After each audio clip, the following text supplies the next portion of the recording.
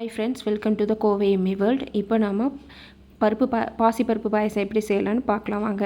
ஒரு empty cooker எடுத்துக்கோங்க. இதில் 1.5 டம்ளர் மெஷர்மெண்ட் நான் டம்ளரில் எடுத்திருக்கேன். ஸோ அதை எடுத்துகிட்டு நல்லா வாஷ் பண்ணிவிட்டு பருப்பு மூழ்கிற அளவுக்கு தண்ணி விட்டு ஒரு 3 விசில் போதும் எடுத்து வச்சுக்கோங்க.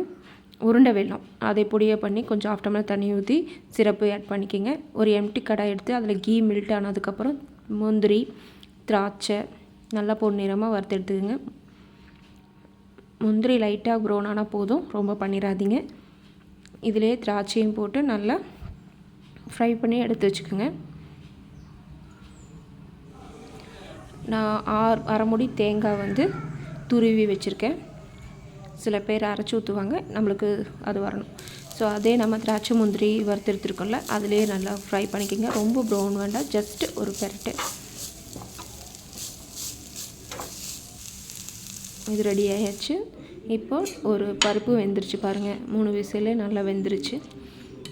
இப்போ நம்ம அடுப்பத்தை வச்சு ஒரு கடாயில் அந்த சிரப்பை ஸ்ட்ரெயின் பண்ணி வச்சுக்கோங்க. இந்த பருப்பை அதோடு மிக்ஸ் பண்ணிக்கோங்க, நல்லா கெட்டி பண்ணிக்கோங்க, இல்லாட்டி திட்டு திட்டாக இருக்கும். நல்லா மேஷ் பண்ணிக்கோங்க.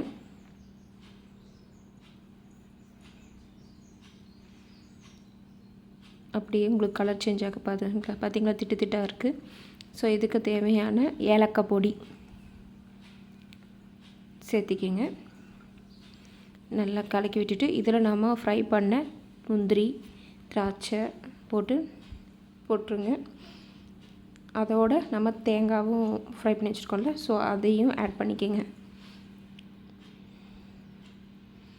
இப்போ ஆட் பண்ணி நல்லா கலந்து விட்டுட்டு ஒரு கொதி வந்தோடனே நம்மளுடைய சுவையான பாசிப்பருப்பு பாயாசம் ரெடி.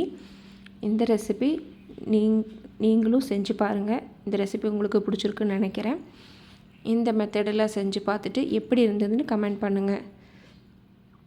இன்னொரு விஷயம், இந்த சேனலை நீங்கள் சப்ஸ்கிரைப் பண்ணினா சப்ஸ்கிரைப் பண்ணுங்கள். ப்ளீஸ் லைக் பண்ணுங்கள், ஷேர் பண்ணுங்கள். இன்னொரு டிஃப்ரெண்ட்டான ரெசிபியில் இன்னொரு வீடியோவில் பார்க்கலாம். தேங்க்யூ ஃபார் வாட்சிங்.